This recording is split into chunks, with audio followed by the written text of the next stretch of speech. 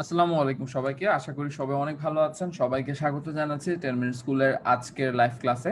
SSC crash কোর্সের আজকের live ক্লাসে বাংলাতে আমরা পড়তে যাচ্ছি শিক্ষা ও মনুষ্যত্ব নিয়ে। শিক্ষা ও মনুষ্যত্ব একটা অসম্ভব সুন্দর প্রবন্ধ, যেখানে আমরা শিক্ষার প্রয়োজনীয়তা, শিক্ষার অর্জনের মাধ্যমে কিভাবে আমরা একজন পরিপূর্ণ মানুষ হিসেবে গড়ে উঠতে পারি, এই বিষয়গুলো আমরা আজকের প্রবন্ধতে বা আজকে আমাদের পাঠ্যের যে মূল বিষয় সেগুলোতে আমরা দেখতে পারবো। বন্ধুরা, তোমরা কে কোথা থেকে আমাদের সাথে ক্লাসটিতে যুক্ত হয়েছো সেটি কমেন্টে জানিয়ে দাও, আর বন্ধুদেরকে এখনই মেনশন করে জানিয়ে দাও যেন সবাই চলে আসে এবং আমরা একসাথে কিছুক্ষণের মধ্যে আমাদের যে ক্লাসটি আছে সেটা শুরু করে দিতে পারি। আমাদের সাথে ইতিমধ্যে অনেক বন্ধুরা যুক্ত হয়েছো। আমাদের সাথে কারা কারা যুক্ত হয়েছে, কোথা থেকে যুক্ত হয়েছো একটু আমরা দেখে নেই। আহনাফ করিম তোকি আমার সাথে আছে, আসিফ শাহরিয়ার চলে এসেছে, এসকে ফারহান চলে এসেছে, তাহের ইসলাম চলে এসেছে, সিরাজুম মুনিরা চলে এসেছে, হুমায়ুনা তরফদার চলে এসেছে। আসসালামু আলাইকুম ভাইয়া বলছো সবাইকে। ওয়ালাইকুম সালাম। নাসরিন সুলতানা বলেছো চলে এসেছো, ফাহমিদা হোসনা চলে এসেছো। তারপরে আমার সাথে আছে মোহনা নওশিন, আমার সাথে আছে রেদওয়ান হোসেন নিবির। তাহের ইসলাম বলছো ভালো আছে কিনা। আলহামদুলিল্লাহ ভালো আছি, তুমি কেমন আছো? হুমায়রা তরফদারও জিজ্ঞেস করলো ভালো কেমন আছি। আলহামদুলিল্লাহ আমি ভালো আছি, তোমরা কেমন আছো? তোমাদের পড়াশোনা কেমন যাচ্ছে? সবকিছু ঠিকঠাক মতো বুঝতে পারছো কিনা, এই বিষয়গুলো কিন্তু আমাদেরকে অবশ্যই অবশ্যই জানাতে পারো। তানজিনা মাত্র চলে এসেছে, বলছে আসসালামু আলাইকুম ভাইয়া। ওয়ালাইকুম সালাম। আচ্ছা ঠিক আছে। সো তোমরা জয়েন করতে করতে আমরা আজকে যে আমাদের মূল পাঠ্য পুস্তক বা পাঠ্যের বিষয় শিক্ষা ও মনুষ্যত্ব, সেটির মূল জিনিসগুলো একটু পড়া শুরু করি। আমরা যে কাজটি প্রথমেই করি, আমরা কিন্তু প্রথমেই আমাদের সাহিত্যের বা আমরা যে কবি পরিচিতি অংশটি রয়েছে সেটি পড়ে নেই। সেখান থেকে কি কি গুরুত্বপূর্ণ ইনফরমেশন আমাদের জানা প্রয়োজন সেই বিষয়গুলো আমরা দেখে নেই। তো আজকেও তার কোনো ব্যতিক্রম নয়। আজকেও চলো আমরা দেখে নিই যে আমাদেরকে কোন কোন বিষয়গুলো আজকে কবি পরিচিতি বা লেখক পরিচিতি অংশ থেকে পড়ে নিতে হবে। প্রথমেই আমরা মোতাহার হোসেন চৌধুরীর একটি ছবি আমাদের স্ক্রিনে দেখতে পাচ্ছি এবং তার যে জীবনের আহ, তার যে বিভিন্ন সময়কাল বা তিনি কি কি করেছেন সে সম্পর্কে চলো একটু জেনে নেই। মোতাহার হোসেন চৌধুরী 1903 খ্রিস্টাব্দে কলকাতা কুমিল্লায় জন্মগ্রহণ করেন। তার পৈতৃক নিবাস নোয়াখালী জেলার কাঞ্চনপুর গ্রামে এবং তিনি ঢাকা বিশ্ববিদ্যালয় থেকে 1943 সালে এমএ পাশ করেছেন। কর্মজীবনে তিনি বাংলা ভাষা এবং সাহিত্যের অধ্যাপক ছিলেন। আচ্ছা, তো এখান থেকে আমাদেরকে যে বিষয়টা মনে রাখতে হবে সেটা হচ্ছে মোতাহার হোসেন চৌধুরী কত সালে জন্মগ্রহণ করেছেন। তিনি জন্মগ্রহণ করেছেন 1903 সালে। যেই বিষয়টি আমাদের স্ক্রিনে কিন্তু লেখা আছে এবং এই জায়গা থেকে তোমার মোটামুটি এই ইনফরমেশনটা মুখস্থ রাখা অনেক অনেক বেশি জরুরি। অর্থাৎ তার জন্মসাল আমরা জানলাম, পরবর্তীতে তিনি কোথায় বেড়ে উঠেছেন, তারপরে তার বিশ্ববিদ্যালয় জীবন, সাহিত্য জীবন সম্পর্কেও কিছু কিছু বিষয় বলা আছে। কিন্তু আমরা প্রাথমিকভাবে মনে রাখবো যে আমাদের জন্মসালটা মনে রাখা অনেক অনেক বেশি জরুরি। একজন সংস্কৃতিবান ও মার্জিত রুচি সম্পন্ন ব্যক্তি হিসেবে তিনি খ্যাত ছিলেন। ঢাকা থেকে প্রকাশিত শিক্ষা পত্রিকার সঙ্গে তিনি যুক্ত ছিলেন। তার লেখায় মননশীলতা ও চিন্তার স্বচ্ছন্দ প্রকাশ ঘটেছে। তার গদ্যে প্রমথ চৌধুরীর প্রভাব লক্ষণীয়। খুবই গুরুত্বপূর্ণ তথ্য বন্ধুরা। তোমাদের কাছে প্রশ্ন করা হয় যে কার লেখায় প্রমথ চৌধুরীর প্রভাব লক্ষণীয়, তখন তোমাকে উত্তর করতে হবে মোতাহের হোসেন চৌধুরীর লেখায়। আবার এই প্রশ্নটি অনেকবার এসেছে যে মোতাহের হোসেন চৌধুরীর লেখায় কার প্রভাব লক্ষণীয়, তোমাদেরকে উত্তর করতে হবে প্রমথ চৌধুরী। এবং চৌধুরী বানান লেখার ক্ষেত্রে সতর্ক থাকবে যে এটাকে কিন্তু রয় দীর্ঘিকার দিয়ে আমাদেরকে লিখতে হবে। এই বিষয়টি আশা করি বুঝতে পেরেছ। আচ্ছা, সো আমরা যে বিষয়টি পড়লাম এখান থেকে আমরা খুবই কঠিন কিছু পড়ছি না। আমাদের যে মোটামুটি তথ্যগুলো রয়েছে, কি কি বিষয় আমাদেরকে মনে রাখতে হবে সেগুলো আমরা কিন্তু দেখে নিলাম।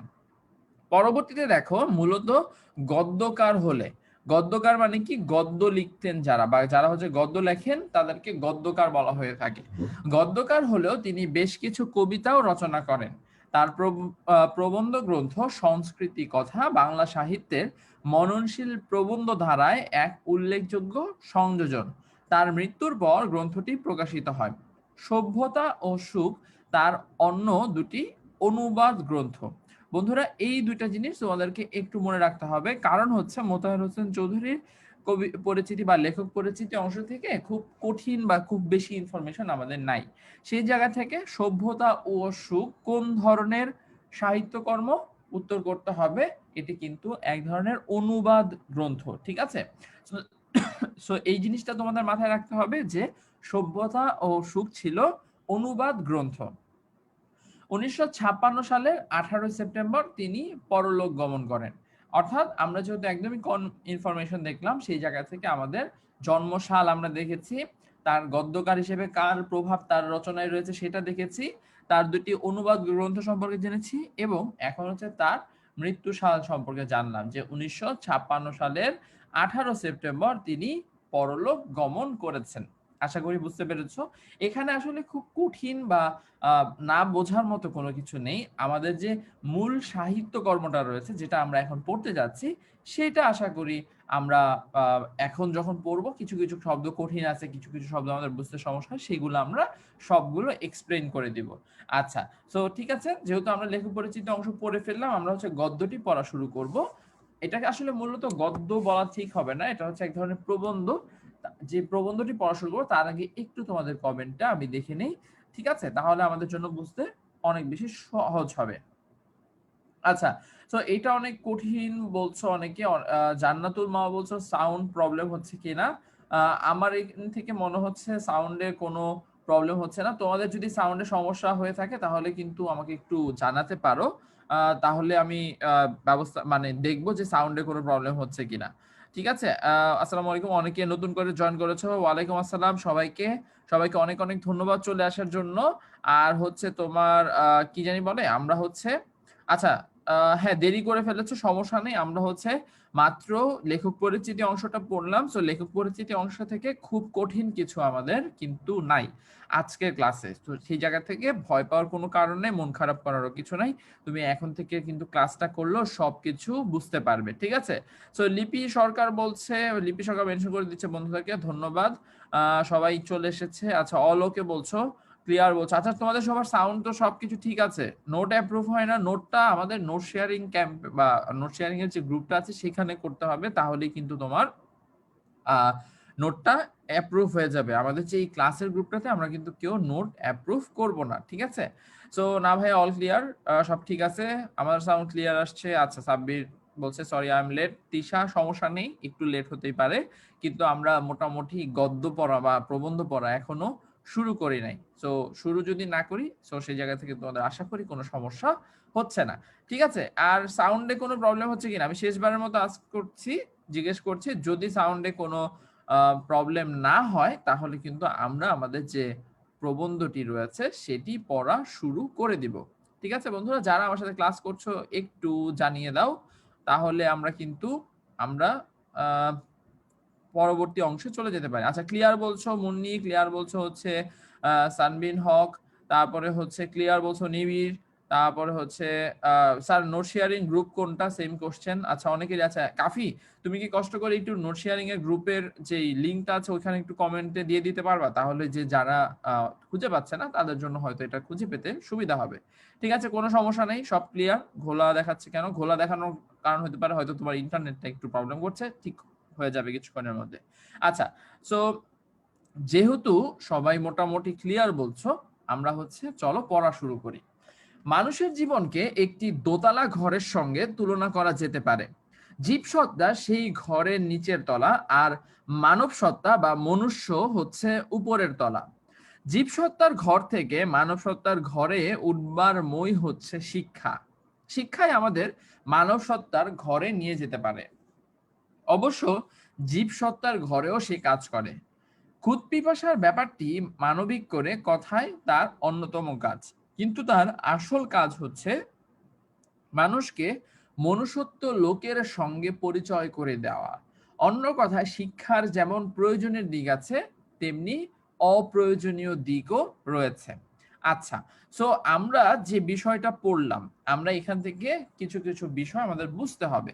দেখো এখানে মূলত মোতাহার হোসেন চৌধুরী বলতে চেয়েছেন যে মানুষের যে জীবন, অর্থাৎ আমাদের যে জীবন, এটাকে তিনি একটা দোতলা ঘরের সঙ্গে তুলনা করেছেন। দোতলা ঘর মানে কি, নিচতলা একটা রয়েছে, তার উপরে আরেকটি তালা রয়েছে, অর্থাৎ দোতলা একটি ঘর বা দোতলা একটা বাড়ির সাথে তুলনা করেছেন। তিনি বলেছেন জীব সত্তা, জীব সত্তা মানে এই যে আমরা মানুষ, আমরা বেঁচে আছি, আমাদের যে জীবন যাপন, এই জীব সত্তাকে তিনি নিচের মানে ঘরের নিচের তলা বলেছেন। অর্থাৎ প্রত্যেকটা প্রাণী, প্রত্যেকটা মানুষ এই ঘরের নিচের তলায় অবস্থান করছে। আর মানব সত্তা অর্থাৎ মানুষ হিসেবে পরিপূর্ণভাবে গড়ে ওঠা, একজন পরিপূর্ণ মানুষ হয়ে ওঠা, তার যে কাজটি বা সেই যে বৈশিষ্ট্যটি, সেটিকে তিনি উচ্চ স্থানে স্থান দিয়েছেন, মানে উপরের স্থানে স্থান দিয়েছেন, দ্বিতীয় তলায় স্থান দিয়েছেন।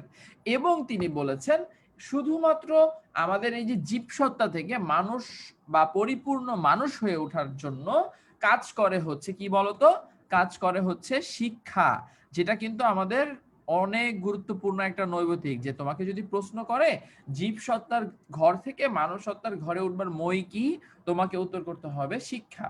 অর্থাৎ মূলত এখানে বোঝানোর চেষ্টা করা হয়েছে যে শিক্ষার মাধ্যমে আমরা একজন পরিপূর্ণ মানুষ হিসেবে বিকশিত হয়ে উঠতে পারি। এই কথাগুলো কিন্তু তোমাদের নৈতিক দুঃখিত, অনুধাবনমূলক প্রশ্ন বা তুমি যখন কোনো প্রয়োগমূলক প্রশ্ন উত্তর করবা, তোমার জন্য কিন্তু এটা অনেক অনেক বেশি জরুরি। ঠিক আছে, তো সেই জায়গা থেকে এই কথাগুলো একটু শুনে রাখার চেষ্টা করো যে শিক্ষার মাধ্যমে মানুষ কি করে বলতো, মানুষ হচ্ছে পরিপূর্ণ মানুষ হয়ে গড়ে ওঠে। যে শুধুমাত্র জীবন থাকলে বা মানুষের গঠন থাকলে কিন্তু আমরা তাকে মানুষ হিসেবে গণ্য করতে পারি না। শিক্ষা লাভের মাধ্যমে তার অনেক গুণাবলী অর্জন করতে হবে, মনুষ্যত্ব অর্জন করতে হবে, তাহলেই কেবলমাত্র তাকে আমরা কি বলে থাকি, তাকে আমরা মানুষ বলে থাকি। আশা করি বুঝতে পেরেছি, এতটুকু জায়গা আমাদের সবার কাছে ক্লিয়ার। তারপরে কি দেখো, অবশ্য জীব সত্তার ঘরেও সে কাজ করে। খুদ পিপাসার ব্যাপারটি, খুদ পিপাসা মানে কি, আমাদের ক্ষুধার পিপাসার কথা বলা হয়েছে, বা ক্ষুধার পিপাসা, এবং ব্যাপারটি মানবিক করে কথায় তার অন্যতম কাজ। কিন্তু তার আসল কাজ হচ্ছে মানুষকে মনুষ্যত্ব লোকের সঙ্গে, মনুষ্যত্ব লোক মানে কোনো লোকের নাম কিন্তু বোঝায় নাই, মনুষ্যত্ব লোক মানে যে মানুষ হয়ে ওঠা, সেটিকে বোঝানো হয়েছে। অন্য কথায় শিক্ষার যেমন প্রয়োজনের দিক আছে, তেমনি অপ্রয়োজনীয় দিকও আছে। শিক্ষার কি প্রয়োজনীয় দিক আর কি অপ্রয়োজনীয় দিক, সেটা চলো আমরা পরবর্তী স্লাইডে দেখে ফেলি। আর অপ্রয়োজনের দিকই তার শ্রেষ্ঠ দিক, এটা শুনে নিশ্চয়ই তোমরা সবাই অনেক খুশি হয়ে গিয়েছো যে শিক্ষার অপ্রয়োজনীয় দিকগুলাই তো আমরা আসলে বেশি পছন্দ করি, যে আমরা পড়াশোনা করব না, কোনো কিছু করব না। চলো দেখি যে মোতাহার হোসেন চৌধুরী শিক্ষার প্রয়োজনীয় এবং অপ্রয়োজনীয় দিক বলে কোন বিষয়গুলোকে সম্বোধন করেছেন। ঠিক আছে, শিক্ষার অপ্রয়োজনীয় দিকগুলি হচ্ছে শ্রেষ্ঠ দিক। সে শেখায় কি করে জীবনকে উপভোগ করতে হয়, কি করে মালিক হয়ে অনুভূতি ও কল্পনার রস আচ্ছাদন করা যায়। শিক্ষা এই দিকটা যে বড় হয়ে ওঠে না, তার কারণ ভুল শিক্ষা ও নিচের তলায় বিশৃঙ্খলা। জীবসত্তার ঘরটি এমন বিশৃঙ্খল হয়ে আছে যে হতভাগ্য মানুষকে সব সময় সে সম্বন্ধে সচেতন থাকতে হয়। উপরের তলার কথা সে মনেই আনতে পারে না, অর্থচিন্তার নিগড়ে সকলে বন্দী। অর্থাৎ বন্ধুরা, এই অংশটিতে যে বিষয়টা মূলত বলা হয়েছে সেটা হচ্ছে যে, বলা হচ্ছে অপ্রয়োজনীয় দিক যেটা শিক্ষার, সেইটা হচ্ছে মূলত আমাদের সব থেকে শ্রেষ্ঠ দিক।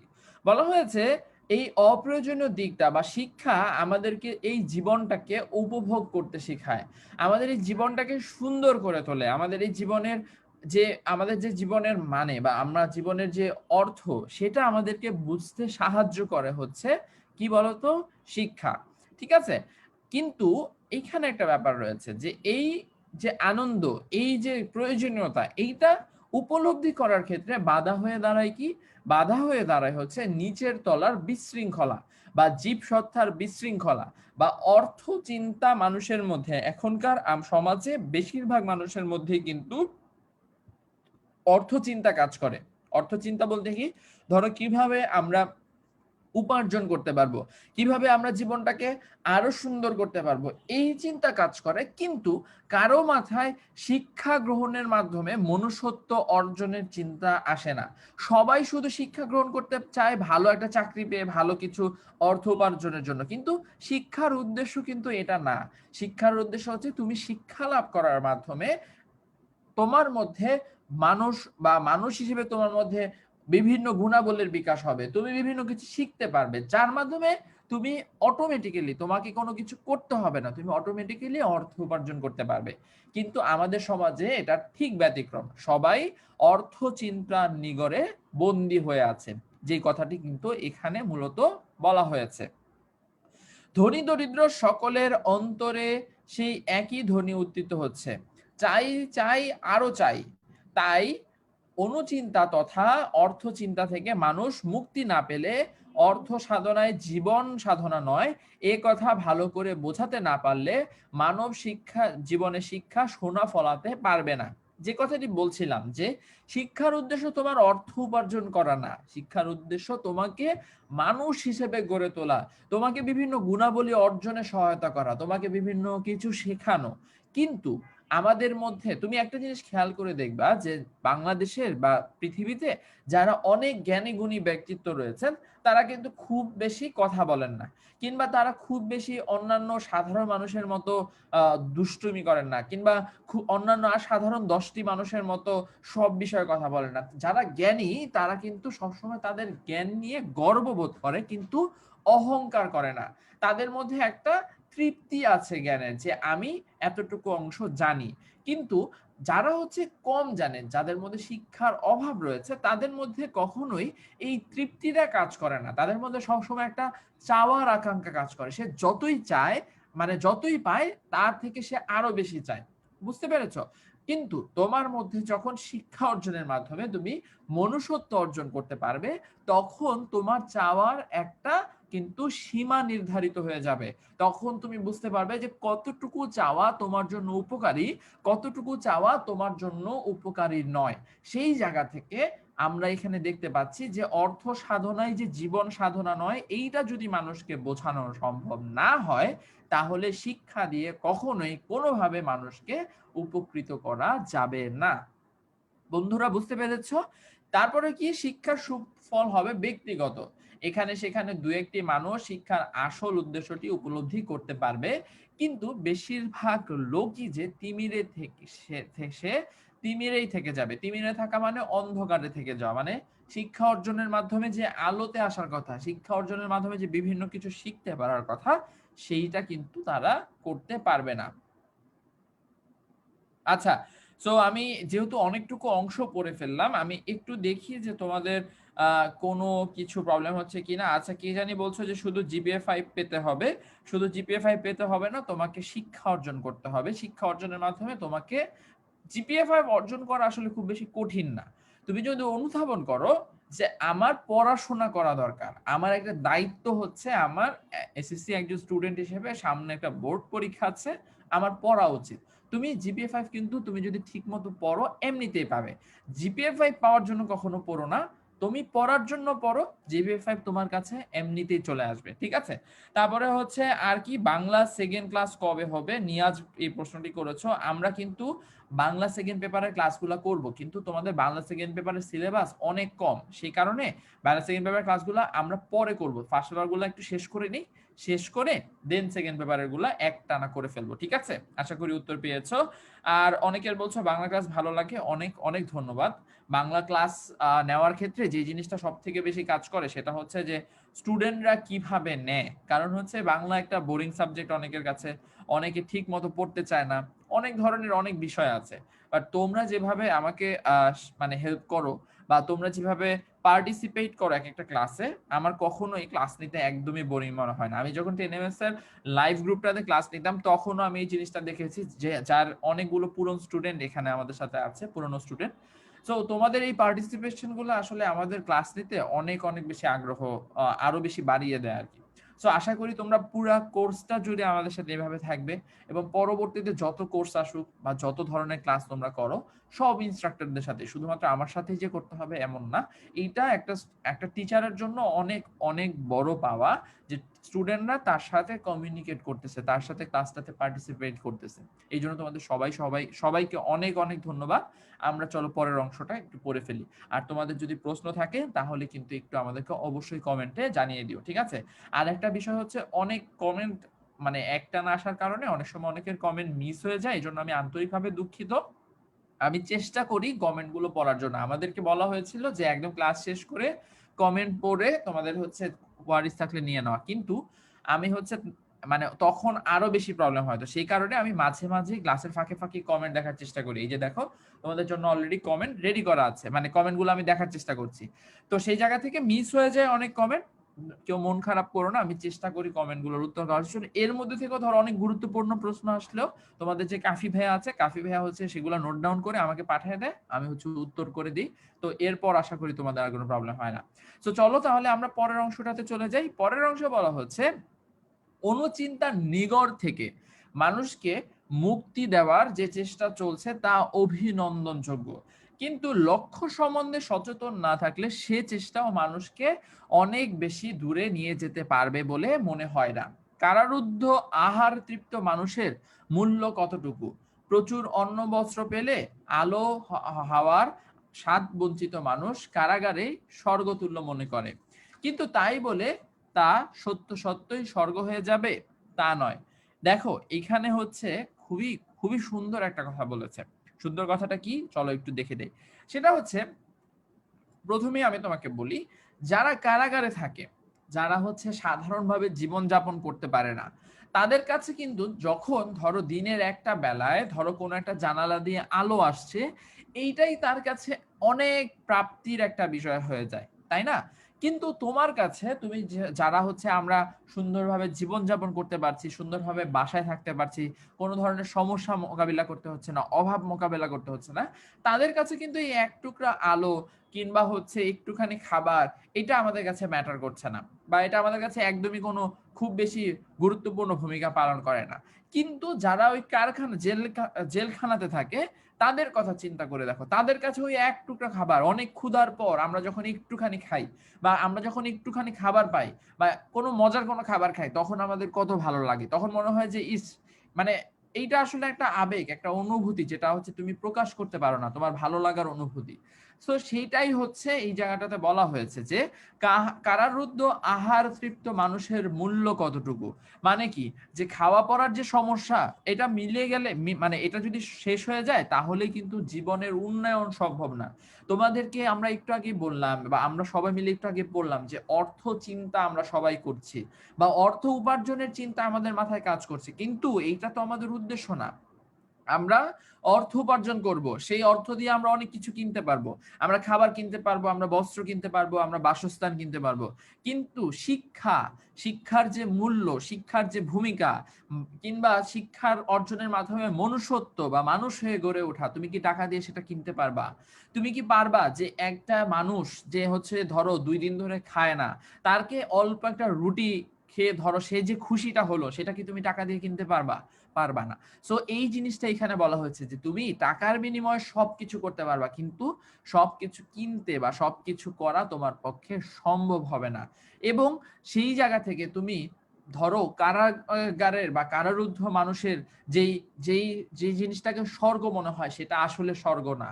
স্বর্গ হচ্ছে সেই যে উপরতলা, যেখানে শিক্ষা গ্রহণের মাধ্যমে, শিক্ষা অর্জনের মাধ্যমে তোমাকে যেতে হয়, সেইটা হচ্ছে আমাদের স্বর্গ। এবং সেই জায়গায় পৌঁছানোর জন্য আমাদেরকে কি করতে হবে বলতো? আমাদেরকে শিক্ষা অর্জন করতে হবে, আমাদেরকে মানুষ হিসেবে গড়ে উঠতে হবে, আমাদেরকে মানুষের সেবায় কাজ করতে হবে। শুধু অর্থ উপার্জন করলে বা অর্থ চিন্তায় নিমগ্ন থাকলে আমাদের কিন্তু চলবে না। নিগড় থেকে আমরা কিন্তু এই জিনিসটি কিন্তু এই জন্যই বলেছে, অনুচিন্তার নিগড় থেকে, মানে শিকড় থেকে যদি তুমি চিন্তা করো, তাহলেই তুমি কিন্তু এই জিনিসটা বুঝতে পারছো। আশা করি বুঝতে পেরেছো বন্ধুরা। পরবর্তীতে দেখো, বাইরের আলো হাওয়ার স্বাদ পাওয়া মানুষ প্রচুর অন্ন বস্ত্র পেলেও কারাগারকে কারাগারই মনে করবে। যে কথাটি আমি তোমাকে মাত্র বলছিলাম, যে তোমার কাছে কারাগার মানে কারাগার, কিন্তু কারাগারে যারা অনেক দিন ধরে অবস্থান করছে তার কাছে কারাগার মানে কিন্তু একটা থাকার স্থান। সে কিন্তু থাকার কোনো আশ্রয় পাচ্ছিল না, তাকে হয়তো মেরে ফেলা হতো, তাকে হয়তো মানে অন্য কোনো শাস্তি দেওয়া হতো। সেই ছোট্ট একটু জায়গায় সে যে থাকার স্থান পাচ্ছে, সে যে একটু চিত হয়ে শোয়ার জায়গা পাচ্ছে, সেটাই তার কাছে স্বর্গতুল্য। কিন্তু তোমার কাছে যে হচ্ছে বাহিরের আলোর স্বাদ পাচ্ছে, যে স্বাভাবিকভাবে জীবন যাপন করতে পারছে, তার কাছে কারাগার কিন্তু আজীবনই কারাগার হিসেবেই চিহ্নিত হবে। আশা করি বুঝতে পেরেছো। কি করে তা থেকে মুক্তি পাওয়া যাবে তাই হবে তার একমাত্র চিন্তা। আকাশ বাতাসের ডাকে যে পক্ষী আকুল, পক্ষী মানে পাখি, সে কি খাঁচায় বন্দী হবে সহজে দানা পানি পাওয়ার লোভে? অন্ন বস্ত্রের প্রাচুর্যের থেকে মুক্তি বড়, এই বোধটি মানুষ মানুষত্বের পরিচয়। অনেক অনেক সুন্দর একটা কথা। দেখো, এটা যদি এক্সপ্লেন করি, এটা হচ্ছে একটা জিনিস চিন্তা করে দেখো যে আমরা বাসায় অনেকেই পাখি পালি, আমার বাসায় প্রায় অনেক ধরনের পাখি আছে। আমরা আমরা এই পাখিগুলাকে অনেক যত্ন করি। প্রতিদিন সকালে ঘুম থেকে উঠে খাবার দেই, সন্ধ্যায় খাবার দেই, অনেক সময় ঠান্ডা লাগলে আমরা লাইট জ্বালায় রাখি, অনেক সময় তাদেরকে আমরা আরো কি কি করি বলতো, আমরা হচ্ছে তোমার সন্ধ্যাবেলা তোমার হচ্ছে পানির পট বা অন্যান্য পট বের করি, মানে তাদেরকে অনেকভাবে আমরা যত্ন করি। কিন্তু এই যত্নের পাখিগুলাও যদি তুমি কখনো সুযোগ পায়, তারা কিন্তু উড়ে চলে যায়। কারণ পাখির স্বভাবত বৈশিষ্ট্য কি? মুক্ত আকাশে ডানা মেলে উড়ে বেড়ানো। তুমি তাকে যতই যত্ন করো না কেন, তুমি তাকে যতই ভালোভাবে রাখার চেষ্টা করো না কেন, খাঁচায় কিন্তু কোনো পাখি বন্দি থাকতে চায় না। সে অনাহারে থাকবে, সে কষ্টে থাকবে, সে খুঁজে খুঁজে খাবার সংগ্রহ করে খাবে, কিন্তু তারপরেও সে মুক্ত আকাশে উড়ে বেড়ানোর স্বাধীনতাটা খুঁজবে। এইটাই হচ্ছে পাখির ক্ষেত্রে যেমন সত্য, মানুষের ক্ষেত্রেও সত্য। যে তুমি যাই করো না কেন, তোমার অন্ন বস্ত্রের প্রাচুর্য যাই থাকুক না কেন, তোমার মানুষ হিসেবে, পরিপূর্ণ মানুষ হিসেবে গড়ে উঠতে হবে। আজকের কথাগুলো, আজকের এই পুরো ক্লাসটাতে মানে এত সুন্দর সুন্দর কথা, এত সুন্দর সুন্দর লাইন, যেগুলো তুমি একটু ঠান্ডা মাথায় চিন্তা করে দেখো। আজকে ক্লাসটাই হচ্ছে তোমার এই যে আমরা শিক্ষাগুলো নিচ্ছি সেইটার প্র্যাকটিস করার জায়গা। সেখানে তুমি নিজের সাথে নিজে প্রশ্ন করো যে এই ক্লাসটা আমি কি শুধু নাম্বার পাওয়ার জন্য করছি, নাকি এই ক্লাসটা আমাদের একদম জীবনমুখী কথাগুলো, যেগুলো আমাদের সবার জানা এবং অনুধাবন করা অনেক অনেক বেশি জরুরি, সেই জায়গা থেকে ক্লাসটা করছি। আমি আশা করব সবাই দ্বিতীয় জায়গা থেকে ক্লাস করবা, তাহলে যেটা হবে যে আমরা সবাই আজকের যে বিষয়টা সেটা খুব ভালো মতো অনুধাবন করতে পারবো। ঠিক আছে? সো চলো আমরা হচ্ছে যে জিনিসটা বলছিলাম যে অন্ন বস্ত্রের প্রাচুর্যের চেয়েও মুক্তি বড়, আত্মসম্মান বোধ বড়, স্বাধীনতা বড়, যেটা আমরা পাখির ক্ষেত্রে দেখেছি সেটা মানুষের ক্ষেত্রেও কিন্তু প্রযোজ্য। আশা করি বুঝতে পেরেছ।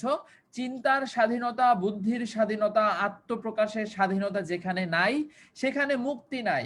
মানুষের অন্ন বস্ত্রের সমস্যা সমাধানের চেষ্টা করতে হবে এই মুক্তির দিকে লক্ষ্য রেখে। ক্ষুধে পিপাসায় কাতর মানুষটিকে তৃপ্ত রাখতে না পারলে আত্মার অমৃত উপলব্ধি করা যায় না বলেই ক্ষুধ পিপাসার তৃপ্তির প্রয়োজন। একটা বড় লক্ষ্যের দিকে দৃষ্টি রেখে অন্ন বস্ত্রের সমস্যার সমাধান করা ভালো, নইলে আমাদের বেশি দূরে নিয়ে যাওয়া যাবে না। তাই মুক্তির জন্য দুটি উপায় অবলম্বন করতে হবে বন্ধুরা। কয়টি উপায় বলতো? দুইটি উপায়। আর হচ্ছে ক্লাসটা করতে করতে আমাদেরকে একটু কমেন্টে জানিয়ে দাও তো বন্ধুরা, যে নিচের তলা থেকে উপরের তলা অর্থাৎ জীব সত্তা থেকে মানব সত্তায় উন্নীত হওয়ার মই কি বলতো?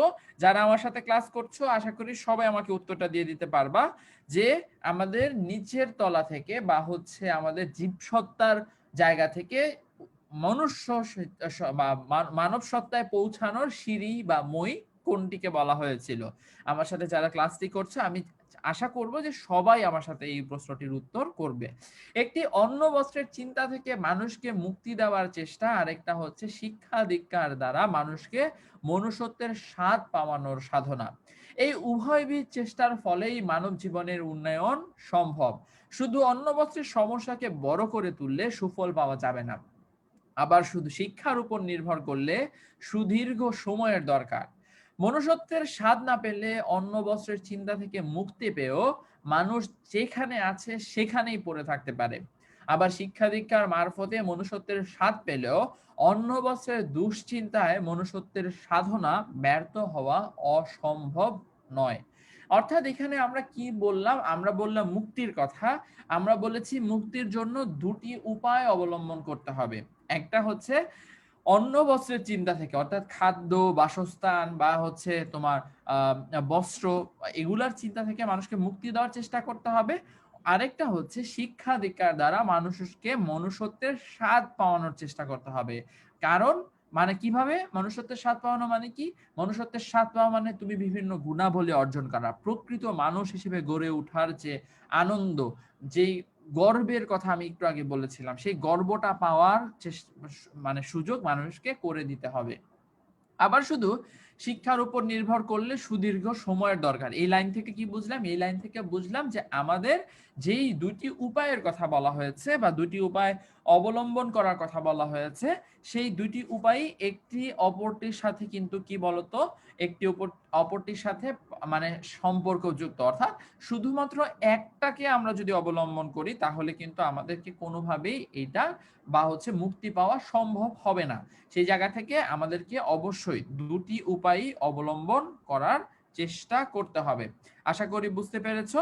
আমরা হচ্ছে পরবর্তী অংশে চলে যাব, কিন্তু তার আগে তোমরা যারা আমাকে আমার প্রশ্নটির উত্তর করেছো, আমরা হচ্ছে একটু চলো একটু দেখে নিই, ঠিক আছে? আচ্ছা, তো আমরা দেখো কি কি বলেছিলাম। আমরা হচ্ছে তাসমিনা তাবাসসুম তিশা বলেছিলাম শিক্ষা। তারপরে হচ্ছে রুবেল, তারপরে হচ্ছে কি মামুন বলেছো শিক্ষা। আহ, তারপর হচ্ছে আর মনুষ্যত্ব অর্জন করা শিক্ষার শ্রেষ্ঠ দিক কোনটি? আচ্ছা ঠিক আছে, তোমরা মাঝখান দিয়ে নিজেরাই প্রশ্ন করছো, নিজেরাই উত্তর করছো, ধন্যবাদ, এটা খুবই ভালো প্র্যাকটিসটা। মেহেদি হাসান বলেছো শিক্ষা। তারপরে হচ্ছে শিক্ষার শ্রেষ্ঠ দিক মনুষ্যত্ব, ঠিক আছে, কিন্তু আমার প্রশ্নটা কিন্তু একটু অন্য ছিল। আচ্ছা ঠিক আছে, যারা প্রশ্নটার উত্তর দিয়েছে, যেমন শিউলি পল উত্তর দিয়েছে শিক্ষা, তারপরে মেহেদি হাসান উত্তর দিয়েছে শিক্ষা, তারপরে হচ্ছে হাফসা, অনেকে আমার সাথে দেখছে, আহমেদ সৈকত উত্তর দিয়েছে শিক্ষা, তারপরে হচ্ছে নাহার সারা উত্তর দিয়েছে শিক্ষা, তারপরে হচ্ছে ইপসিতা সারা উত্তর দিয়েছে শিক্ষা, খালিদ বিন আজাদ মাহিম উত্তর দিয়েছ শিক্ষা, তারপরে হচ্ছে মাহিদুল ইসলাম উত্তর দিয়েছ শিক্ষা, ইপসিতা সারা দিচ্ছ শিক্ষা। আচ্ছা, ফারহান কবির দিয়েছো শিক্ষা, অসংখ্য ধন্যবাদ, তোমাদের উত্তর শিক্ষা আছে। আহমেদ সৈকত বলেছো শিক্ষা, অর্থাৎ তোমরা সবাই মনোযোগ দিয়ে ক্লাস করেছো আমি বুঝতে পারছি। রাফি চৌধুরী বলেছো শিক্ষা, রিয়াদ ভুইয়ান বলেছো শিক্ষা, ইমদাদুল হক বলছো শিক্ষা। আচ্ছা, তো অনেক অনেক ধন্যবাদ, অনেক অনেক ধন্যবাদ যে তোমরা হচ্ছে ঠিকভাবে উত্তর করতে পেরেছো। চলো আমরা পরবর্তী অংশে চলে যাই। আহ পরবর্তী স্লাইডে যদি চলে যাই, কোনো ভারী জিনিসকে উপরে তুলতে গেলে তাকে নিচের থেকে ঠেলতে হয়, আবার উপর থেকে টানতেও হয়। শুধু নিচের দিক থেকে ঠেললে তার বা আশানুরূপ উপরে উঠানো যায় না। মানব উন্নয়নের ব্যাপারে শিক্ষা সেই উপর থেকে টানা, আর সুশৃঙ্খল সমাজ ব্যবস্থা নিচের থেকে ঠেলা। এখানে আমরা খুব বেশি গুরুত্বপূর্ণ বা অনেক গুরুত্বপূর্ণ একটি বিষয় কিন্তু দেখতে পেলাম। কি? সেটা হচ্ছে কোনো ভারী জিনিসকে, অর্থাৎ আমরা অনেক ক্ষেত্রে দেখেছি যে আমরা আমাদের কিন্তু হচ্ছে কি করতে হয়, দুই পক্ষ থেকে আমাদেরকে কিন্তু চেষ্টা করতে হয়। আমরা একটা কথা সবাই শুনেছি যে এক হাতে কিন্তু তালি বাজে না। এক হাতে তালি বাজে না কেন বলি? কারণ তুমি এক হাতে যতই চেষ্টা করো তালি বাজে না, তালি দেওয়ার জন্য দুই হাতের প্রয়োজন। ঠিক একইভাবে আমাদের এখানে বলা হয়েছে যে কোনো কিছু করতে হলে দুই পক্ষের সমান কিন্তু সমান চেষ্টা করা প্রয়োজন। একটা ভারী জিনিসকে তুমি যদি নিচের থেকে ঠেলতে চাও, ঠেলতে ঠেলতে তোমার উপরে উঠাতে কিন্তু অনেক কষ্ট হবে, কোনো কোনো ক্ষেত্রে তুমি আশানুরূপ উপরে উঠাতেই পারবে না। কিন্তু সেই জায়গা থেকে তুমি যদি নিচে থেকে ঠেলা দিতে দিতে উপর থেকেও কেউ টান দেয় বা উপর থেকেও টানতে থাকে, তাহলে কিন্তু এটাকে সহজে উপরে উঠানো যাবে। ঠিক মানব উন্নয়নের ব্যাপারে তোমার নিজের যেমন ইচ্ছা থাকতে হবে শিক্ষা গ্রহণের জন্য, তেমনি ভাবে কিন্তু এখান থেকে কি বলতে হবে, শিক্ষা হচ্ছে উপর থেকে টানা আর সুশৃঙ্খল সমাজ ব্যবস্থা, মানে আমাদের যে সমাজ ব্যবস্থা আছে, অর্থের চিন্তা বাদ দেওয়া, আমাদের জীবন নিয়ে বেশি চিন্তা ভাবনা না করা, সেই বিষয়গুলোকে বাদ দিতে হবে। অর্থাৎ দুইটাকে যদি আমরা একই সাথে করতে পারি, তাহলে কিন্তু আমরা গিয়ে কি করতে পারবো, আমরা উপরের স্তরে যেটার কথা বলেছিলাম আমরা দোতলায় গিয়ে পৌঁছাতে পারবো। ঠিক আছে, আশা করি বুঝতে পেরেছো। আচ্ছা, এখানে তোমরা হচ্ছে যে অন্য অপ্রাসঙ্গিক কথা প্লিজ কমেন্টে কেউ করো না, কারণ অনেকেই খুব ভালো মতো ক্লাস করার চেষ্টা করছে। প্লাস অপ্রাসঙ্গিক কথাগুলো বললে যেটা হয় সেটা হচ্ছে, আমি ধরো হঠাৎ করে কমেন্ট পড়ছি, অপ্রাসঙ্গিক একটা কমেন্ট পড়লে আমার কিন্তু ওইটা তোমার দেখা যায় একটা মানে ফ্লোটা ব্রেক করে। সো অপ্রাসঙ্গিক কথা আমরা না বলি কমেন্টে, আমাদের যা প্রয়োজনীয় প্রশ্ন থাকলে আমরা অবশ্যই করতে পারি। প্লাস হচ্ছে যদি কোনো কোয়ারিজ থাকে, কোনো জিজ্ঞাসা থাকে, তোমরা একে অপরকেও জিজ্ঞেস করতে পারো, সেটাতেও কোনো সমস্যা নেই। ঠিক আছে? তাহলে হচ্ছে আমাদের জন্য ওভারঅল এই পুরো ক্লাসটা করতে কিন্তু অনেক অনেক বেশি ভালো হবে। ঠিক আছে? সো আমরা চলো পরবর্তী অংশে চলে যাই। পরবর্তী অংশ হচ্ছে অনেকে মিলে খুব জোরে উপরের দিকে টানলে নিচের ঠেলা ছাড়াও কোনো জিনিস উপরে ওঠানো যায়, কিন্তু শুধু নিচের ঠেলা বেশি দূর উঠানো যাবে না, যে কথাটা আমি মাত্রই তোমাদেরকে বলেছি। তেমনি আপ্রাণ প্রচেষ্টার ফলে শিক্ষার দ্বারা জীবনের উন্নয়ন সম্ভব, কিন্তু সমাজ ব্যবস্থার সুশৃঙ্খল দ্বারা তা অসম্ভব। শিক্ষা দীক্ষার ফলে সত্যিকার মনুষ্যত্বের ফলে মানুষ উপলব্ধি করতে পারে লোভে পাপ পাবে মৃত্যু, কথাটা বলি মাত্র সত্য। ঠিক আছে? সো আমরা কি বলছি এখানে, যে লোভে পাপ পাবে মৃত্যু। আমরা কিন্তু একটু আগেও বলছিলাম যে যারা তোমার প্রকৃতভাবে সেকেন্ড ধাপে বা দ্বিতীয় তলায় পৌঁছাতে পারে না, তাদের মধ্যে অলওয়েজই একটা কি মনোভাব আছে, যে চাই চাই আরো চাই। অর্থাৎ সেখান থেকে আমরা বুঝতে পারছি যে লোভে পাপ পাপে মৃত্যু, এই বিষয়টা তারা কখনোই উপলব্ধি করতে পারে না। কিন্তু যারা শিক্ষা অর্জন করে, যারা হচ্ছে মনুষ্যত্ব অর্জন করতে পারে, তারা কিন্তু এই যে বিষয়গুলো, তাদের চাহিদা সীমিত থাকে, তাদের তারপর হচ্ছে তাদের মানে আবেগ অনুভূতি ধরো সীমিত জায়গায় অনেক বেশি কাজ করে। তারা বুঝতে পারে যে একজন মানুষ হিসেবে আমার কতটুকু প্রাপ্য, বা আমার অবস্থান অনুযায়ী আমার কতটুকু প্রাপ্য, এবং সেটা নিয়ে তারা কিন্তু সন্তুষ্ট থাকে, যে কারণে তাদের অন্য কোনো সমস্যার সম্মুখীন কিন্তু হতে হয় না। ঠিক আছে? আমরা আশা করি এই জিনিসটা বুঝতে পেরেছি। আচ্ছা, আল আমিন শাহরিয়ার বলছো যে কমেন্ট পড়ছেন না। আচ্ছা ভাই, আমি কমেন্ট পড়ছি, একটু এক্সপ্লেনটা শেষ করে নিই, এরপরে আমি আবার সবার কমেন্ট পড়া শুরু করব। ঠিক আছে? ভাইয়া লেখাগুলো খুব ছোট বলে চোখে ব্যথা হয়। আচ্ছা ঠিক আছে, এটা একটা ভালো কথা বলেছো। তোমরা মোস্ট প্রবাবলি মোবাইলে অনেকে ক্লাস দেখো, আমরা পরের স্লাইডগুলো থেকে আরেকটু বড় বড় করে ফন্টগুলো একটু বড় করে দিব, তাহলে তোমাদের দেখতে আর সমস্যা হবে না। ঠিক আছে? আজকে ক্লাসের মাঝখানে আর এটা যদি ঠিক করি, তাহলে অনেকের মানে ক্লাসে একটা ডিস্টারবেন্স ক্রিয়েট হবে। সো নেক্সট স্লাইড থেকে আমরা এটা মাথায় রাখবো। ঠিক আছে? চলো তাহলে আমরা পরের স্লাইডে চলে যাই। লোভের ফলে যে মানুষের আত্মিক মৃত্যু ঘটে, অনুভূতির জগতে সে ফতুর হয়ে পড়ে। ফতুর হয়ে যাওয়া মানে কি, কোনো কিছু না থাকা বা একদম ফাঁকা হয়ে যাওয়া। ঠিক আছে? শিক্ষা মানুষকে সে কথা জানিয়ে দেয় বলে মানুষ লোভের ফাঁদে ধরা দিতে ভয় পায়। ছোট জিনিসের মোহে বড় জিনিস হারাতে যে দুঃখ বোধ করে না, সে আর যাই হোক শিক্ষিত নয়। কি বলছে? ছোট জিনিসের মোহে বড় জিনিস হারাতে যে দুঃখ বোধ করে না, সে আর যাই হোক শিক্ষিত নয়। অর্থাৎ আমরা অনেক সময় অনেক ছোট ছোট জিনিস, অনেক ছোট ছোট কাজ করতে গিয়ে অনেক বড় বড় কাজ হারিয়ে ফেলি, অনেক বড় বড় স্যাক্রিফাইস করি। সেই কথাটিকে বলেছে যে যারা এরকম কাজ করে তারা কখনোই শিক্ষিত না। কেন? কেনর উত্তর হচ্ছে, যারা শিক্ষিত তারা ওই অপরচুনিটি কস্টটাকে হিসাব করতে জানে। তারা জানে যে কোন কাজটা আমার জন্য কতটুকু গুরুত্বপূর্ণ, বা ধরো দুটি কাজই আমার জন্য ক্ষতিকারক। তখন যারা শিক্ষিত, যারা বুদ্ধিমান, যারা জ্ঞানী, তারা কি করবে? তারা চেষ্টা করবে যেই কাজটা আমার জন্য কম ক্ষতিকারক সেই কাজটা করার জন্য। বুঝতে পেরেছো? লেফাফা দুরস্তি আর শিক্ষা এক কথা নয়। শিক্ষার আসল কাজ জ্ঞান পরিবেশন নয়, মূল্যবোধ সৃষ্টি। জ্ঞান পরিবেশন মূল্যবোধ সৃষ্টির উপায় হিসেবেই কিন্তু আসে। তাই যেখানে মূল্যবোধের মূল্য পাওয়া হয় না, সেখানে শিক্ষা নেই। অর্থাৎ মূল্যবোধের মূল্য পাওয়া কিন্তু অনেক অনেক বেশি গুরুত্বপূর্ণ। ঠিক আছে?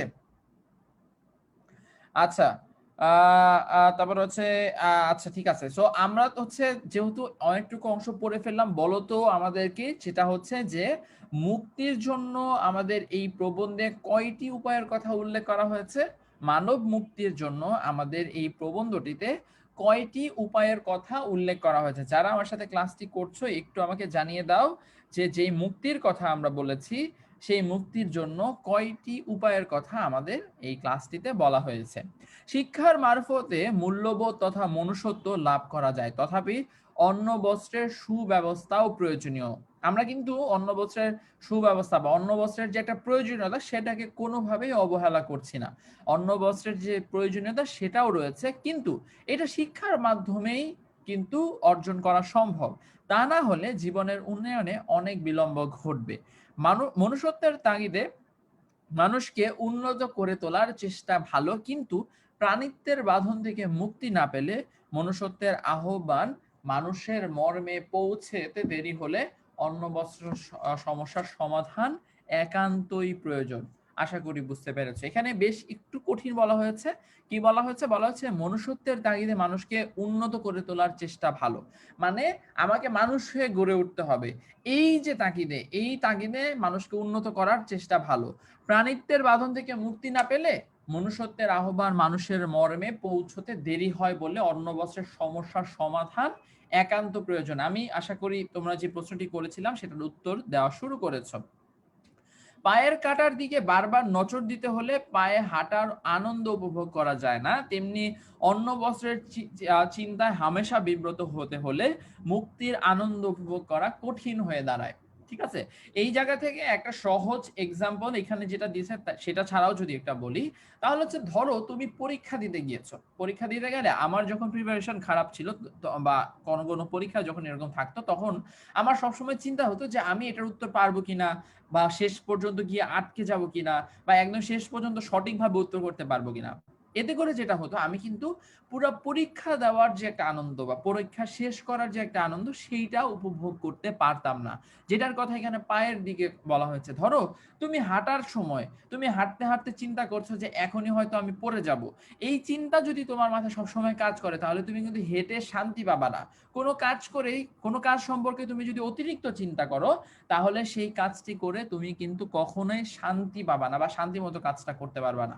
সেই জায়গাটাই কিন্তু এইখানে মূলত বলার চেষ্টা করা হয়েছে যে চিন্তা কম করতে হবে, চিন্তা কম করে সেই কাজটা করার আনন্দ বা আনন্দের সাথে কাজটা করার চেষ্টা করতে হবে। বন্ধুরা, আমাদের কিন্তু যে আমাদের শেষের যে অংশটি রয়েছে, শেষের অংশে কি বলা হয়েছে, তাই দুদিক থেকেই কাজ চলা দরকার। একদিকে অন্ন বস্ত্রের চিন্তার বেরি উন্মোচন, অপরদিকে মনুষ্যত্বের আহ্বান, উভয়ই প্রয়োজন। অর্থাৎ আমাদের চিন্তা করতে হবে, আমাদের জানতে হবে যে আমাদের কি প্রয়োজন কি প্রয়োজন না, কিন্তু এটা নিয়ে অতিরিক্ত চিন্তা করা যাবে না। আর কি প্রয়োজন? মনুষ্যত্বের আহ্বান, অর্থাৎ ওই যে শিক্ষার মাধ্যমে আমাদের দ্বিতীয় তলায় পৌঁছানোর যে একটা ইচ্ছা, সেটা আমাদের মধ্যে কিন্তু কাজ করতে হবে। নইলে বেরি মুক্ত হয়েও মানুষের উপরে যাওয়ার তাগিদ অনুভব করবে না। বেরি মুক্ত মানে কি? শিকল মুক্ত হওয়া, অর্থাৎ কোনো বাধা না থাকা। ঠিক আছে, বেরি মুক্ত হয়েও মানুষের উপরে যাবার তাগিদ অনুভব করবে না, অথবা মনুষ্যত্বের আহ্বান সত্ত্বেও উপরে যাওয়ার স্বাধীনতার অভাব বোধ করবে। পিঞ্জরাবদ্ধ পাখির মতো উড়বার আকাঙ্ক্ষায় পাখা ঝাপটাবে, কিন্তু উড়তে পারবে না। অসম্ভব সুন্দর একটা লাইন। পিঞ্জরাবদ্ধ মানে কি? পিঞ্জরা মানে মূলত খাঁচার কথা বলা হচ্ছে। খাঁচায় থাকা পাখির কথা যেটা বলেছিলাম, খাঁচায় থাকা পাখিরা দেখবা অনেক সময় আমরা গরমের সময় পাখির গায়ে পানি স্প্রে করি। খাঁচায় থাকা পাখিরা উড়ার জন্য অনেক সময় পাখা ঝাপটায়, কিন্তু তারা কিন্তু উঠতে পারে না এই অল্প জায়গার মধ্যে। ঠিক একইভাবে তুমি যদি দুটি কাজই না করো, মনুষ্যত্বের আহ্বান থাকলেও কিন্তু স্বাধীনতার অভাব বোধ করবে। অর্থাৎ স্বাধীনতার প্রয়োজনীয়তাটা কি, সেটি কিন্তু এখানে বলা হয়েছে। আর না হলে তুমি এই যে খাঁচায় বদ্ধ পাখির মতো ডানা ঝাপটাবে, পাখা ঝাপটাবে, কিন্তু কখনোই উঠতে পারবে না। অর্থাৎ স্বাধীনভাবে তোমার জীবনটাকে সুন্দরভাবে গড়ে তুলতে পারবে না। বন্ধুরা, আশা করি বুঝতে পেরেছ। আজকে ক্লাসে আমরা বেশ একটু ভারভার্তিক কথা বলেছি, আমরা বেশ বর্ণনা করার চেষ্টা করেছি। কারণ হচ্ছে তুমি যদি এই জিনিসগুলো এক্সপ্লেইন করো সুন্দরভাবে, তোমার খাতায় পরিবেশন করতে পারো, তাহলে কিন্তু তোমার অনেক অনেক ভালো মার্কস তোমরা কিন্তু পাবা। ঠিক আছে, আরেকটা বিষয় হচ্ছে এখানে মনুষ্যত্ব বিষয়টা বা মনুষ্যত্ব শব্দটা লেখার ক্ষেত্রে সবাই একটু সতর্ক থেকো, কারণ বেশিরভাগ স্টুডেন্টরাই মানুষত্ব লেখে। এই জিনিসটা যেন কারো ভুল না হয়, মনুষ্যত্ব বানানটা একটু দেখে নিও এবং ঠিকভাবে পরীক্ষার খাতায় তোমরা উত্তর করো। শব্দার্থের ক্ষেত্রে শিকলের কথা বলেছিলাম, নিগর হচ্ছে শিকল বা বেরি, তিমির মানে হচ্ছে অন্ধকার, যেটা আমরা বলেছি, ক্ষুধ পিপাসা মানে ক্ষুধা ও তৃষ্ণা, বোঝাই যাচ্ছে। ফতুর হচ্ছে নিঃস্ব বা সর্বশান্ত, যেটা আমি বলেছিলাম, ধরো কোনো ধরনের কোনো কিছু না থাকা, একদম ফাঁকা হয়ে যাওয়া, এই ধরনের বিষয়ের ক্ষেত্রে ফতুর ব্যবহার করা হয়ে থাকে। লেফাফা দুরস্তি মানে বাহিরের দিক থেকে ত্রুটিহীনতা কিন্তু ভিতরে প্রতারণা। অনেক সময় চাটুকারিতাকেও লেফাফা দুরস্তির মধ্যে কিন্তু বলা হয়। যে ধরো একটা কাজ তোমাকে দেওয়া হয়েছে, তুমি দেখালা যে একদম কোনো প্রবলেম নেই, একদম সুন্দরভাবে করে ফেলেছো, কিন্তু ভেতরে ভেতরে তুমি কাজটা ঠিক মতো করো নাই, সেটাই কিন্তু এক ধরনের প্রতারণা তুমি করেছো। বেরি মানে শিকল, বলেছি আমরা পড়ানোর সময়ই। হামেশা মানে সব সময়, সর্বক্ষণ। উন্মোচন মানে উন্মুক্ত করা। তারপর হচ্ছে পিঞ্জরবদ্ধ মানে কি, খাঁচায় বন্দি, যেটা কিন্তু আমরা বলেছি, এবং এই শব্দ অর্থটা কিন্তু তোমাদের জন্য বেশ বেশ গুরুত্বপূর্ণ, একটু মাথায় রেখো। জীবসত্তা হচ্ছে জীবনের অস্তিত্ব, জীবসত্তাকে টিকিয়ে রাখতে চাই অন্ন বস্ত্র, এটা লাগবে না। মানব সত্তা হচ্ছে মনুষ্যত্বকে বোঝানো হয়েছে, যেটা আমরা বলেছি। অন্তচিন্তার নিগড়ে সকলে বন্দি, এটা তোমরা পড়ে নিবা, এটা হচ্ছে পড়ে সময় নষ্ট করব না। আমরা চলো পাঠ পরিচিতি অংশে চলে যাই। আজকে ক্লাসটা কিন্তু বেশ ছোট এবং দেখতে দেখতে কিন্তু প্রায় আমরা শেষ অংশে চলে এসেছি, কিন্তু আজকে ক্লাসের যে গুরুত্বপূর্ণ কথাগুলো বা এক্সপ্লেনেশনগুলো আমি দিয়েছি সেগুলো তোমরা একটু নোট করে রাখার চেষ্টা করো, একটু নিজেরা অনুধাবন করো, নিজের ভাষায় এগুলো লেখার চেষ্টা করবে, ঠিক আছে? শিক্ষা ও মনুষ্যত্ব প্রবন্ধটি মোতাহের হোসেন চৌধুরীর সংস্কৃতি কথা গ্রন্থের মনুষ্যত্ব শীর্ষক প্রবন্ধের অংশবিশেষ। দুইটা অবজেক্টিভ, দুইটাই তোমার জন্য অনেক অনেক গুরুত্বপূর্ণ। একদম এটা মুখস্থ করে ফেলবা, নোট করে ফেলবা যে কি শিক্ষা ও মনুষ্যত্ব প্রবন্ধটি মোতাহের হোসেন চৌধুরীর কোন গ্রন্থের অন্তর্ভুক্ত, তখন বলবা সংস্কৃতি কথা। যদি বলে সংস্কৃতি গ্রন্থের কোন শীর্ষক প্রবন্ধের অন্তর্ভুক্ত মনুষ্যত্ব, দেখো মনুষ্যত্ব কিন্তু কি বলতো, মনুষ্যত্ব হচ্ছে প্রবন্ধ, আর সংস্কৃতি কথা এটা কিন্তু কি বলতো, এটা কিন্তু হচ্ছে গ্রন্থ। এই দুইটা জিনিস কিন্তু একটু মাথায় রেখো, হ্যাঁ।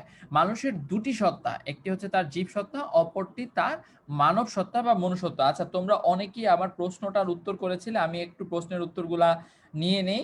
সেটা হচ্ছে, আচ্ছা, লেফাফা দুরস্তি কি প্রশ্ন করেছিল শিরিন, আশা করি উত্তর পেয়েছো। মোহাম্মদ সায়েম বলেছিল দুটি, জেরিন জান্নাত বলেছিল দুটি, তারপর হচ্ছে মির্জা জেরিন বলেছো দুটি, অরিত্র বলেছো দুটি, পারুল আক্তার বলেছিল দুটি, তারপর হচ্ছে 12% চার্জ। আচ্ছা, চার্জ কম থাকলে একটু চার্জ দিয়ে নাও, কারণ এরপরও নিশ্চয়ই আরো ক্লাস আছে। ইব্রাহিম বলেছো দুটি, আবেদা সুলতানা বলেছো দুটি, অনন্ত বলেছো দুটি। আচ্ছা ঠিক আছে, তারপর হচ্ছে নাহার সাহারা উত্তর দিয়েছো, তারপর হচ্ছে তাসফিয়া উত্তর দিয়েছো দুটি, আবেদা সুলতানা, অন্তরান মৃন, তারপর হচ্ছে ইভা সুলতানা, জামিলুর রহমান সফল, তারপরে সুতপা গুহা, তারপর হচ্ছে নিশাত তাসমিন তাসফিয়া, সাফওয়ান হোসেন দুটি, আয়েশা ইসলাম মাহি বলেছো দুটি, তারপর হচ্ছে মৃন বলেছো দুটি, চুমকি ঘোষ বলেছো দুটি, তাসফিয়া বলেছো দুটি, নওশিন, নাহা, নার্গিস, উম্মে সালমা, আবিদা সুলতানা সবাই, তারপর হচ্ছে কি বলছো, সবাই বলেছো দুটি, ঠিক আছে। তারপরে হচ্ছে অসংখ্য ধন্যবাদ। এরপরে নুরুন নাহার, সুরাইয়া, নিশাত, তারপরে সবাই বলেছো দুটি, অনেক অনেক ধন্যবাদ। ফারহান বলেছো দুটি, তারপরে আরো অনেকেই দুটি করে বলেছো, অনেক অনেক ধন্যবাদ। তারপরে হচ্ছে রিয়াদ বলেছিল দুটা, তারপরে মাহমিদুল ইসলাম বলেছো দুটা, ইশপিতা সারা বলেছো দুটা, রিফাত বলেছো দুটা। আচ্ছা, তোমাদের অনেক অনেক ধন্যবাদ, তোমাদের উত্তর সঠিক হয়েছে। এখন তোমরা এই জিনিসগুলো একটু পড়ে রেখো। শিক্ষার ফলে যে মনুষ্যত্বের স্বাদ পাওয়ার বিষয়টা এখানে আসলে আমরা মূলত পুরো পাঠটাতে যে জিনিসগুলো এক্সপ্লেন করেছি সেগুলো আমরা এখানে এক একটা লাইনের মাধ্যমে কিন্তু দেখতে পাচ্ছি। ইম্পর্টেন্ট ইনফরমেশন কি? ইম্পর্টেন্ট ইনফরমেশন হচ্ছে যে সংস্কৃতি কথা গ্রন্থের মনুষ্যত্ব শীর্ষক প্রবন্ধের অংশবিশেষ, এটি হচ্ছে আমাদের মূল বিষয় ছিল। আশা করি তোমরা বুঝতে পেরেছো। যদি যদি তোমাদের কোনো বিষয় বুঝতে সমস্যা হয়ে থাকে, তোমরা না বুঝে থাকো, তোমাদের মধ্যে কনফিউশন কাজ করে, আমাদেরকে অবশ্যই অবশ্যই জানাই দিবা। আমরা হচ্ছে পরবর্তী ক্লাসে অথবা তোমাদেরকে কমেন্টের মাধ্যমে জানিয়ে দেওয়ার চেষ্টা করব। আজকে ক্লাসটি এ পর্যন্তই। আজকে ক্লাসটা খুব বেশি বড় না, আগে বলেছিলাম শিক্ষা ও মনুষ্যত্ব আমাদের যে প্রবন্ধটি রয়েছে সেটি একটু ছোট, কিন্তু মন খারাপ করার কিছু নেই। আমরা পরবর্তী ক্লাসে আরেকটু সময় নিয়ে আরো ভালো মতো আরো বড় কোনো একটা গল্প বা কবিতা পড়ে ফেলবো। আর বাংলা দ্বিতীয় পত্রের ক্ষেত্রে অনেকেই প্রশ্ন করেছো, বাংলা দ্বিতীয় পত্রের ক্ষেত্রে আমরা বলেছি প্রথম পত্রের ক্লাসগুলো শেষ করে অথবা একটু এগিয়ে নিয়ে তারপরে হচ্ছে আমরা বাংলা দ্বিতীয় পত্রের ক্লাসগুলো আবার কিন্তু শুরু করে দিব, ঠিক আছে? তো তোমাদের চিন্তা করার কোনো কারণে, আমরা যেভাবে পড়াচ্ছি তোমরা শুধু একটু পড়ে ফেলো, নোট করে ফেলো, তোমাদের নোটগুলো আমাদের নোট শেয়ারিং গ্রুপে পোস্ট করে দাও, আমরা দেখব কোনো ভুল থাকলে সেগুলো আমি ঠিকঠাক করে দিব, চিন্তার কোনো কারণ নাই। সো সবাই ভালো থেকো, সুস্থ থেকো, পরবর্তী কোনো ক্লাসে তোমাদের সাথে আবারও দেখা হবে। আজকে ক্লাসটি করার জন্য যারা আমার সাথে এতক্ষণ ধরে ক্লাসটি করেছো সবাইকে অনেক অনেক অনেক ধন্যবাদ। সবাই ভালো থেকো, সুস্থ থেকো, আসসালামু আলাইকুম।